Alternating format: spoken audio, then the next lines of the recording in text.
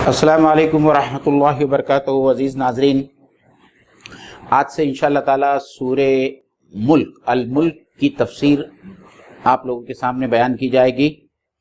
اور جیسا کہ آپ سب جانتے ہیں کہ دوسری صورتوں کے علاوہ مطلب سورہ یاسین اور سورہ رحمان کے علاوہ ایک یہ ایسی سورہ ہے جو مسلمانوں میں بہت مقبول ہے، اور اس کے مقبولیت کی وجوہات بھی ہم کو معلوم ہیں.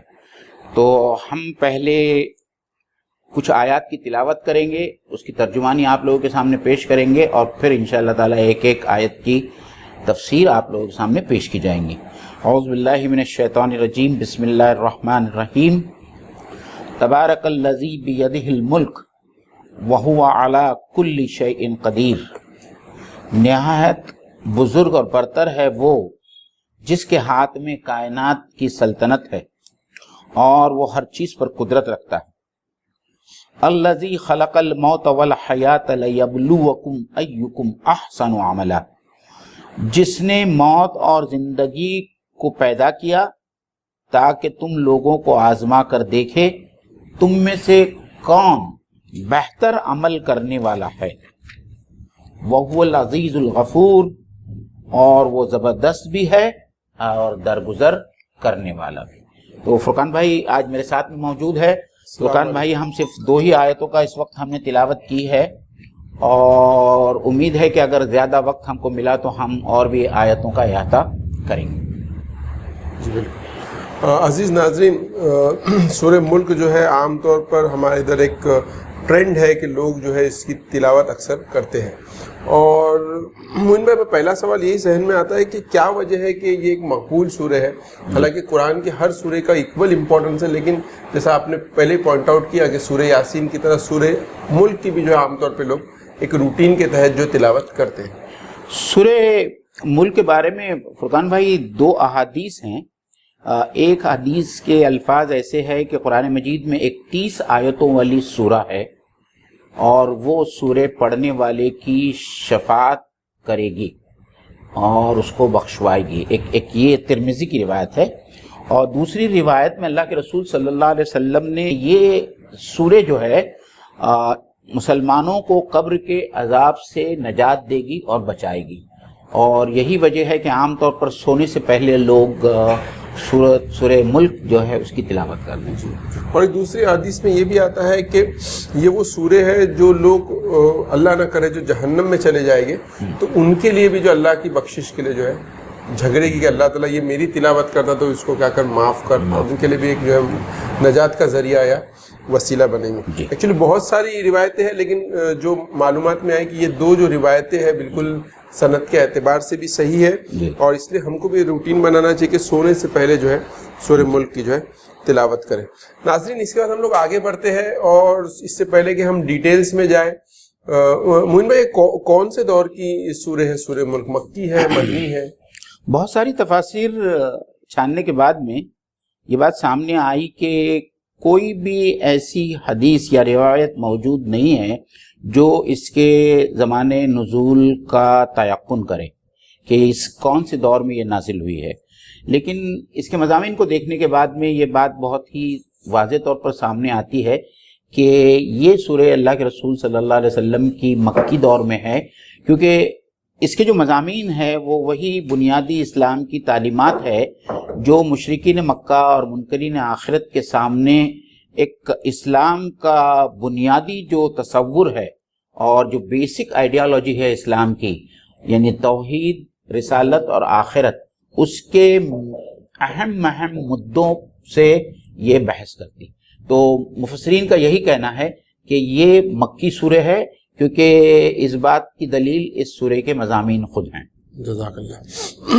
ہم لوگ جو ہے میرے خیال سے آیتوں پہ غور کرتے ہیں، اور اس کی جو آیت شروع ہے تبارک الذی، مطلب کہ نہایت بزرگ و برتر ہے، یا نہایت جو مرتجمین نے ترجمہ کیا نہایت بابرکت، بڑی شان والا، بڑی برکت والا، بڑی ہی عظیم اور بافیض، نہایت عظیم بابرکت. اور عام طور پر ہمارے سماج میں بھی برکت کا لفظ جو استعمال ہوتا ہے، انگلش میں اس کو ٹرانسلیٹ کرے تو بلیسنگز کا. تو یہ بلیسنگز کیا چیز ہے؟ مطلب یہ برکت ورڈ کہاں سے آتا ہے، اس کے کیا معنی ہے؟ اور کیا مفہوم؟ سو یہ تبارک کا لفظ جو ہے فرقان بھائی یہ مبالغے کا صیغہ ہے برکت کے لیے، اور جیسا کہ آپ نے اس کی طرف اشارہ کیا، برکت کے معنی میں یا برکت کے لفظ کے اندر بذات خود بہت سارے معنی پنہاں ہے، جس میں نشو نما کرنا، ترقی کرنا، بڑھاوا دینا، پھر اس میں تقدس، پھر اس میں حسن، کمال، رفعت، یہ تمام چیزیں جو ہے یہ ایک لفظ کے اندر آ جاتی ہے۔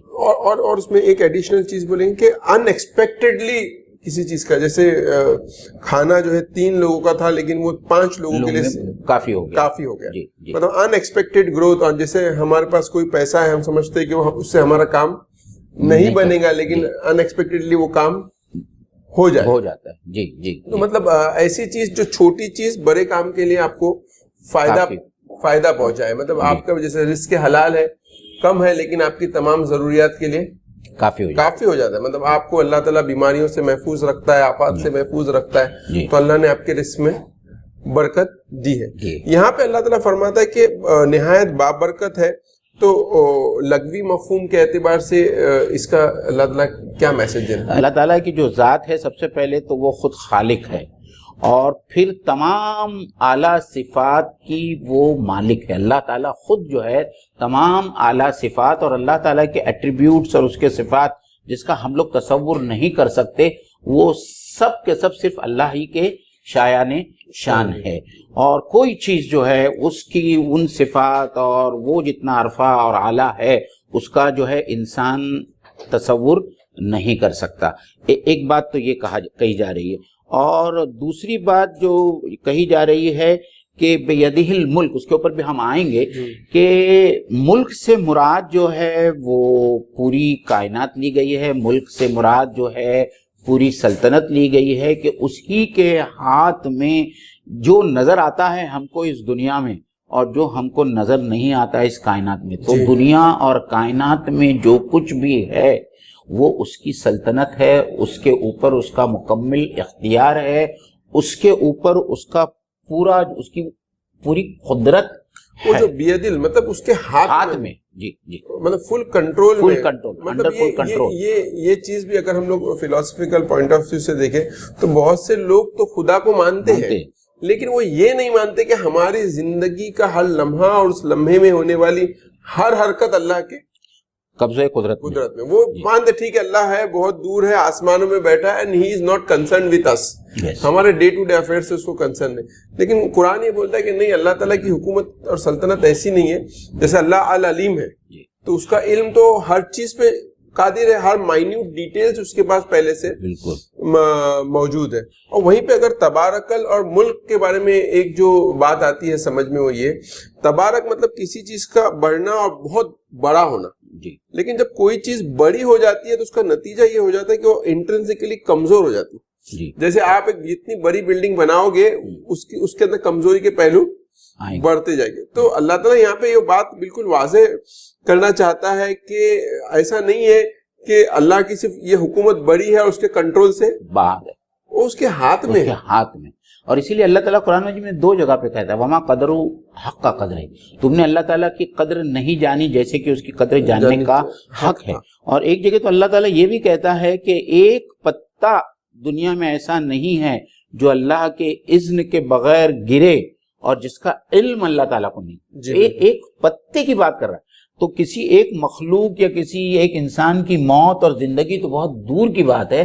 اللہ تعالیٰ کہتا ہے کہ زمین میں ایک پتا بھی ایسا نہیں ہے جو اس کے اذن اور مرضی کے بغیر درخت سے گرے اور جس کا علم اللہ تعالیٰ کو نہیں ہو۔ تو یعنی اللہ تعالیٰ یہ ظاہر کرنا چاہتا ہے، اس بات سے اللہ تعالیٰ جو ہے لوگوں کو یہ سمجھانا چاہتا ہے کہ کس قدر اللہ تعالیٰ کا پوری دنیا کے اوپر جو کچھ بھی اس دنیا میں اور پورے عالم کائنات میں جو ہو رہا ہے اس کا اللہ تعالیٰ کا تصرف اور اللہ تعالیٰ کا یہ ہے۔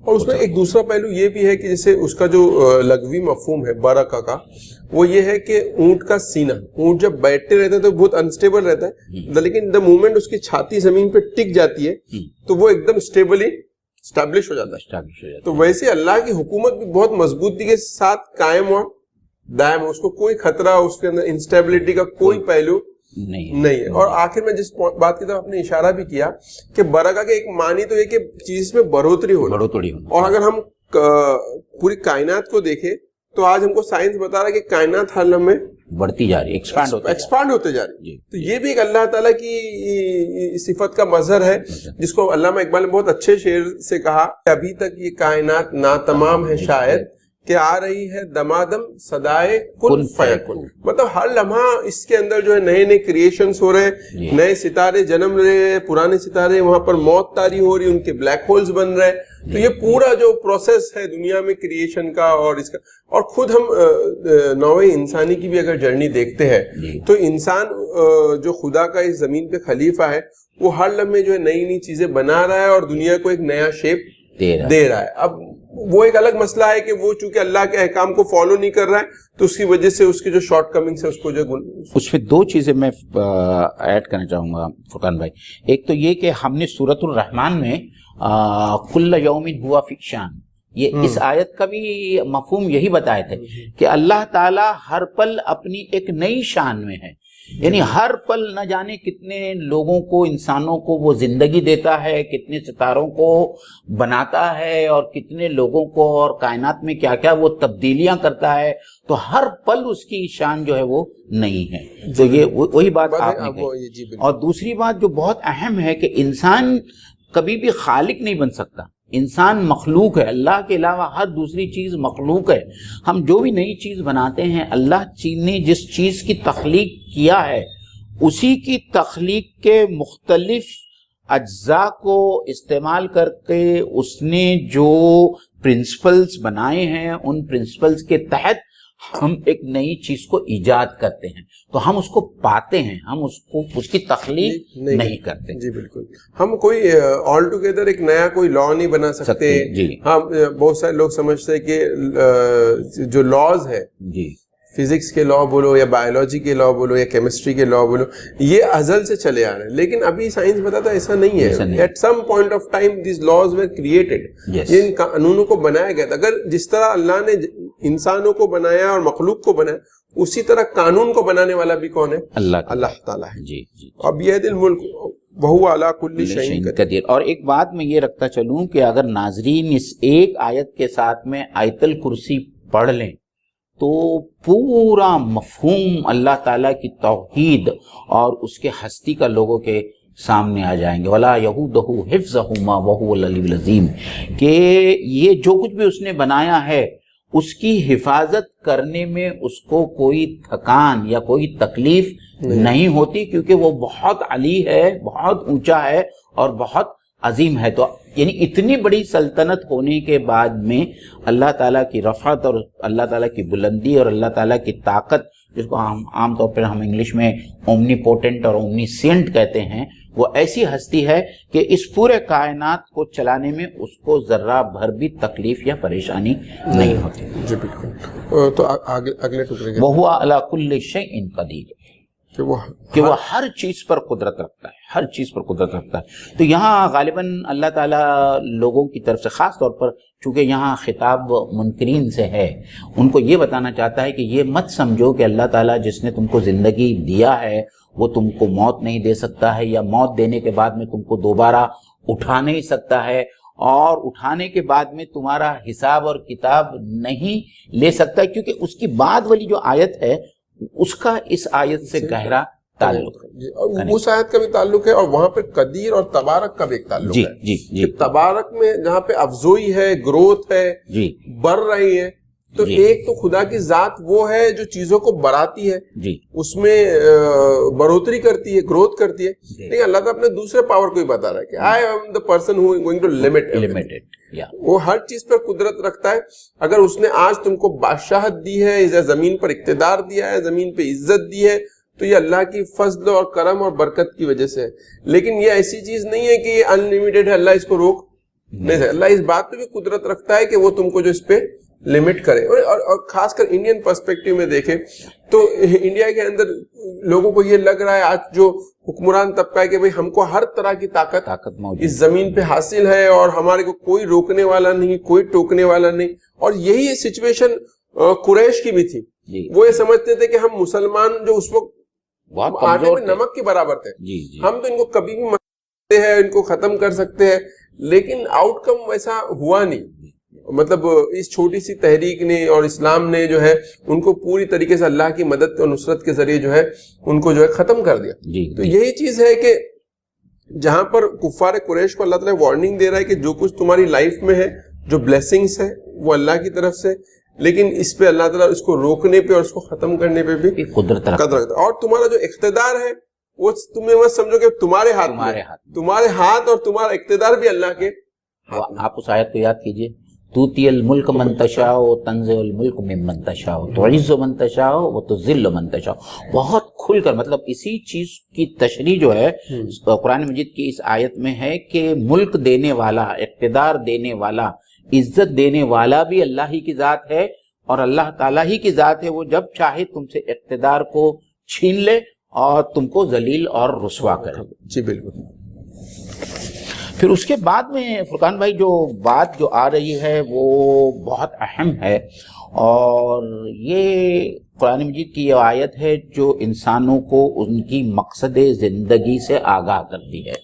اور یہ حقیقت ہے کہ دنیا کے اندر بہت سارے انسان ہیں جن کا آئی کیو بہت ہائی ہے، جو بڑے بڑے سائنٹسٹ ہو کے گئے ہیں، لیکن وہ مرتے دم تک اپنے مقصد زندگی سے بے خبر رہے. تو اللہ تعالیٰ وہاں انہی لوگوں سے مخاطب ہو کر اور آج کے بھی ملحدوں سے اور آج کے اہل دانشور طبقے سے مخاطب ہو کر کہہ رہا ہے، اور تمام انسان اس کے مخاطب ہے، لیکن میرے خیال سے اہل دانش اس کے زیادہ مخاطب ہے کہ الذی، وہی ہے ذات اللہ تعالیٰ کی، خلق الموت، جس نے موت کو بنایا، والحیات، اور زندگی کو بنایا، لیبلوکم ایکم احسن عملا، کہ وہ تم کو آزمائے اور دیکھے تم میں سے کون سا آدمی بہترین عمل کرنے والا ہے. جی میں سمجھتا ہوں کہ یہ آیت کا ایک اپنا بہت بڑا سگنیفیکنس ہے. جی کیونکہ آج جس دور میں ہم رہتے ہیں اس کے آدھے برائیوں کا پنپنے کا سبب یہ ہے کہ انسان یہ سمجھ رہا ہے کہ اس نے موت کیا ہے اس کو سمجھنے میں غلطی کی ہے. وہ یہ سمجھتا ہے کہ the moment I die everything will be finished. تو اس سے پہلے کہ میری زندگی کا یہ ٹائم ختم ہو، میں یہ زندگی سے ہر طرح کے مزے، لطف ایکسٹریکٹ کر لوں، اور پھر جب یہ ختم ہوں گی تو مجھے کسی طرح کا کوئی افسوس نہ رہے کہ میں کوئی کام یا کوئی خواہش جو میرے دل میں آئی تھی اور میں اس کو سر انجام نہیں دیا. بابر بعیش کوش کے عالم دوبارہ نیست. بابر تم عیش کر لو کیونکہ اس کے بعد میں کوئی زندگی نہیں ہے. اور ہم تو یہ کہتے ہیں، علامہ اقبال کا جو مشہور شعر ہے، تو اسے پیمان امروز و فردا سے نہ نا، جاویدہ پہ ہم دواں ہر دم جواں ہے زندگی. مطلب موت جو ہے وہ زندگی میں ایک ٹھہرنے کا ایک وقفہ ہے، یعنی آگے چلیں گے دم لے کر. تو یہ زندگی، اس موت کے ساتھ میں یہ دنیا کی زندگی ختم ہو جاتی ہے، لیکن ایک دوسری نئی زندگی شروع ہوتی ہے جو لوگوں کی نظروں سے پنہاں ہے، اور لوگ اس کو سمجھ نہیں پاتے، لوگ اپنی زندگی کے مقصد کو بھی نہیں سمجھ پاتے.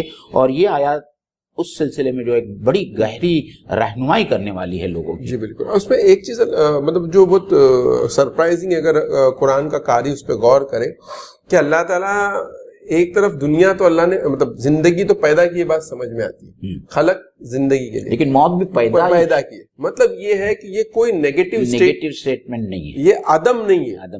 جس طریقے سے ہم یہ سمجھتے ہیں کہ مطلب کامنلی لوگ یہ سمجھتے ہیں کہ موت ایک عدم والی اسٹیٹ ہے، نیل اسٹیٹ ہے.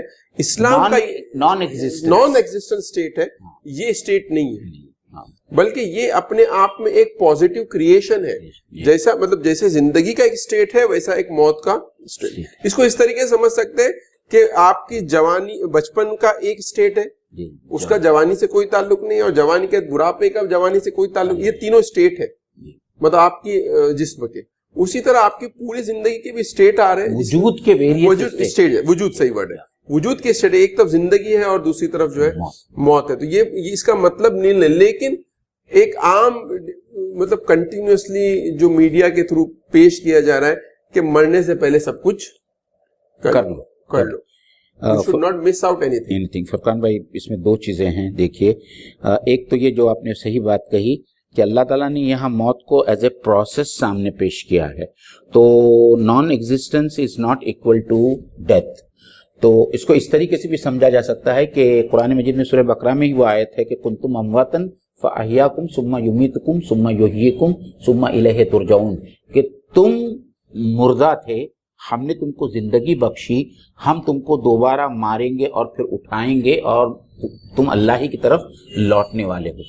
تو یعنی جب ماں کے پیٹ میں ایک ایمبریو جو ہوتا ہے 40 دن کے بعد اس میں روح پھونکی جاتی ہے، تو انسان کی زندگی کی شروعات وہاں سے ہوتی ہے۔ حالانکہ وہ ایمبریو اس وقت موجود ہوتا ہے، اس کی افزائش ہوتے رہتی ہے، وہ بڑھتا رہتا ہے، وہ ایک حیوانی ایمبریو ہے، لیکن وہ ایک ایسا اسٹیٹ ہے جس کو اللہ تعالیٰ نے جو ہے زندگی سے تعبیر نہیں کیا ہے۔ زندگی کہتے ہیں روح کے جسم کے اتصال کو، جب روح جسم سے ملتی ہے تو زندگی کا آغاز وہاں ہوتا ہے، اور موت بھی ایگزیکٹلی جب انسان کے جسم سے روح کو کھینچ لیا جاتا ہے تو اس کے اوپر موت طاری ہوتی ہے۔ جیسے قرآن کی دوسری جگہ قرآن میں بتایا گیا کہ جب آپ سو جاتے ہو تو ہم آپ کی روح کو قبض کر لیتے ہیں اور تم پہ موت کو طاری کر دیتے ہیں۔ تو یہاں پر بھی وہی چیز آ رہی ہے کہ انسان سویا ہوا ہے، اس وقت تو وہ سانسیں لے رہا ہے،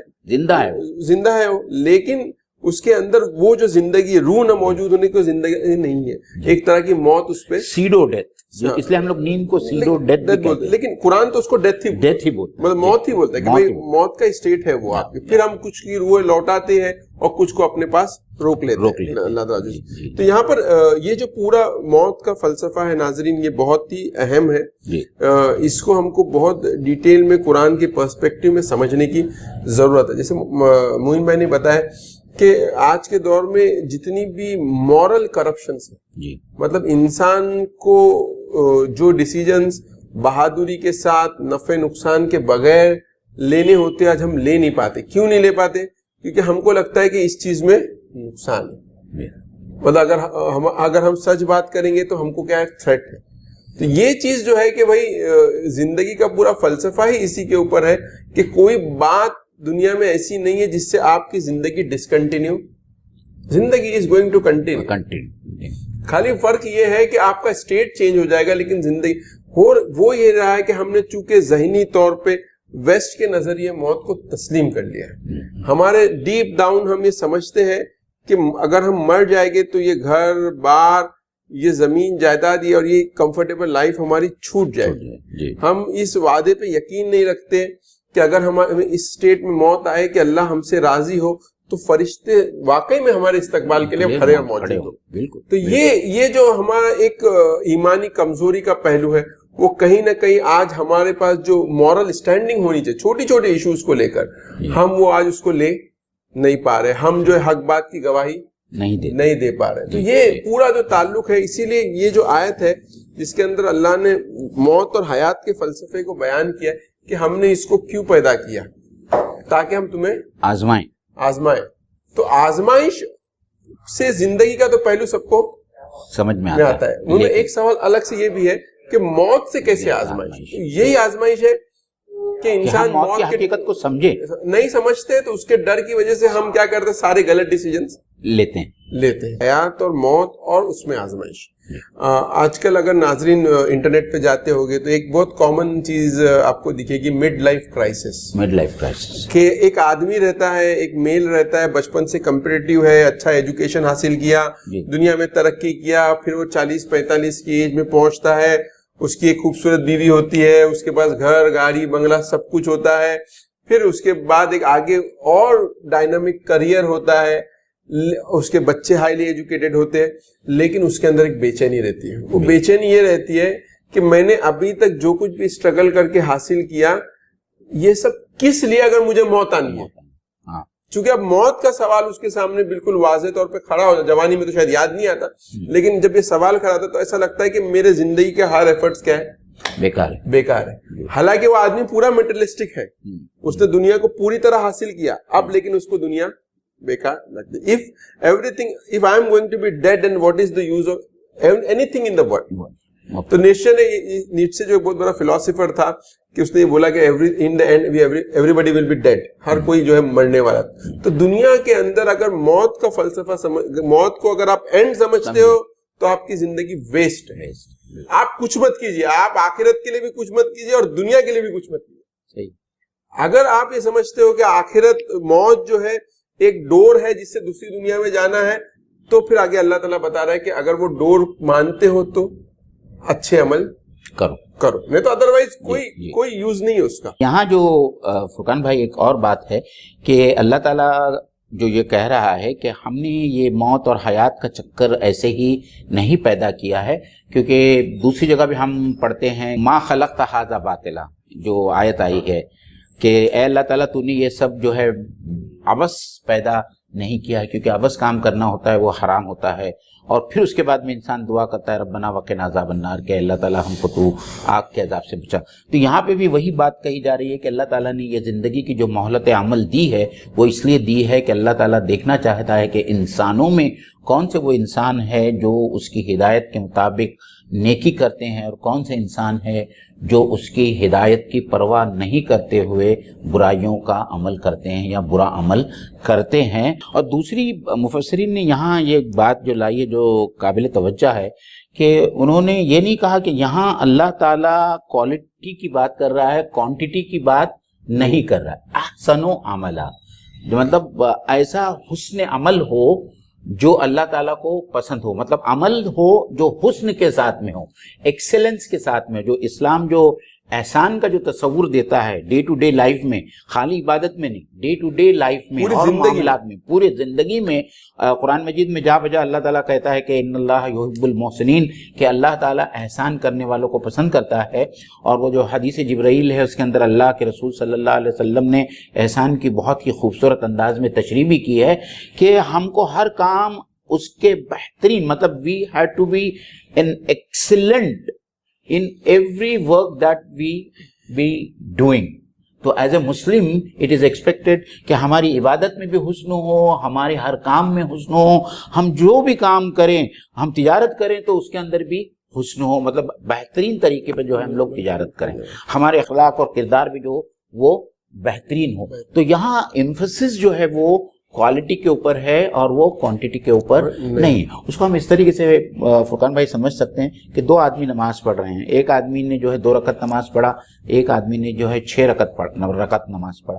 اب یہ ہو سکتا ہے کہ جو 2 رکعت نماز جس آدمی نے پڑھا ہے اس نے اتنی خشوع اور خضوع اور اطمینان اور حسن کے ساتھ میں وہ 2 رکعت نماز پڑھا ہے کہ ہو سکتا ہے اللہ تعالیٰ اس کا اجر اس آدمی سے زیادہ دے دے جس نے 6 رکعت نماز جو ہے بہت ہی جلدی اور عجلت میں پڑھا ہے.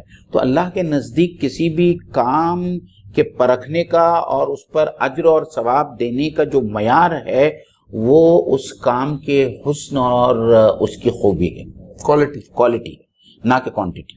جی بالکل، یہ بات جو ہے مفسرین نے لکھی. یہاں پہ ایک دوسرا پہلو بھی ہے کہ بہت سارے لوگ یہ کہتے ہیں کہ یہ حیات اور موت کا چکر چلا ہے، اور اکثر لوگوں کو دنیا میں دیکھتے ہیں کہ وہ برے کاموں میں ملوث ہے. تو پھر اللہ تعالیٰ نے کیا لوگوں کو برے کام کرنے کے لیے زندگی اور موت کو دیا ہے؟ تو اللہ تعالیٰ یہاں پر بھی بالکل واضح کر رہا ہے کہ یہ زندگی اور موت اور یہ آزادی، یہ فریڈم آف چوائس ہم نے سب اس لیے دیا ہے تاکہ تم اچھے کام کرو. یس، تم کو برے کام کے لیے آزادی نہیں، یہ مہلت عمل ہے. مہلت عمل اور آزادی جو آپ کو دی جا رہی ہے وہ نیک کام کے لیے دی جا رہی ہے، نہ کہ برے کام. اس کو دوسری چیز سے کنیکٹ کر کے دیکھیے کہ آدم علیہ السلام کو اللہ تعالیٰ نے پیدا کیا اور پہلے جنت میں رکھا. تو منشا اللہ تعالیٰ کی یہ نہیں ہے کہ لوگ برے کام کریں اور جہنم میں جائیں. آدم علیہ السلام کو جنت میں رکھا، مطلب یہ کہ اللہ چاہتا ہے کہ آدم علیہ السلام کی اولاد بھی کیا جائے، جنت میں جائے. نمبر 1 چیز. سیکنڈ چیز، جب اللہ تعالیٰ بولا کہ دنیا کے اندر جو آزمائش کے لیے بھیجا تاکہ وہ اس میں اچھے عمل کرے، تو دونوں چیزوں کے اندر یہ کنیکٹیوٹی ہے کہ آپ سے اللہ تعالیٰ نہ برے عمل ایکسپیکٹ کرتا ہے نہ اس کے لیے آزادی دی ہے. آپ سے ایکسپیکٹیشن ہے کہ آپ اچھے عمل کرو گے اور جنت میں جاؤ گے. جب آپ اس بات کو سمجھتے ہیں تبھی آپ کو تبارکہ سمجھ میں آتا ہے کہ کیسے اللہ تعالیٰ اگر یہ زندگی میں تم شکر کرو گے تو تمہاری زندگی کو اللہ تعالیٰ بڑا کے ایک بڑے اسکیل پہ لے کے جائے گا. مطلب آج آپ کے لمیٹڈ چیزیں ہیں، لمیٹڈ ریسورسز اور لمیٹڈ آزادی ہے، لیکن اللہ تعالیٰ آپ کو جنت میں لے جائے گا، برکت دے گا. ان لمیٹڈ آزادی ہے اور ان لمیٹڈ آپ کے پاس جو ہے اللہ تعالیٰ ان اینڈنگ فلفلمنٹ ہے، اور اس میں پھر آپ کے لیے کوئی ریسٹرکشن اللہ تعالیٰ نہیں رکھے. تو یہ جو ہے دونوں چیزیں ہیں کہ تبارک کا ایک تعلق جو ہے انسانی زندگی سے بھی ہے کہ اللہ تعالیٰ اس میں بھی افزونی اور اس میں بھی گروتھ چاہتا. اللہ تعالیٰ جیسے اللہ تعالیٰ بچے سے جوان کر رہا ہے تو اللہ تعالیٰ کہ ایک بندہ جو دنیا میں نیک کام کرے گا تو پھر میں اس کو جنت میں لے جاؤں گا اور اس سے بہترین اس کو ریسورسز دوں گا تاکہ وہ وہاں پہ بھی جو ہے ایک بہتر زندگی. فرقان بھائی اس کو ایک بہت اچھی طریقے سے سمجھا جا سکتا ہے کہ جب ہم رحم مادر میں ہوتے ہیں تو اس وقت کوئی بچہ جو 9 مہینے اس میں یہ کرتا ہے رہتا ہے اس کے تصور میں بھی نہیں ہوتا ہے کہ ماں کے رحم کے باہر ایک اتنی بڑی دنیا ہے جس کا وہ تصور بھی نہیں کر سکتا. جو اس کے ہاتھ بن رہے ہوتے لیکن اس کو معلوم نہیں کہ کیا چیز پکڑ اس کو یہ نہیں معلوم ہوتا ہے کہ باہر ایک کتنی بڑی دنیا جو اتنی ساری نعمتوں سے اور کیسی کیسی چیزوں سے بھری پڑی ہے اس کا انتظار کر رہی ہے.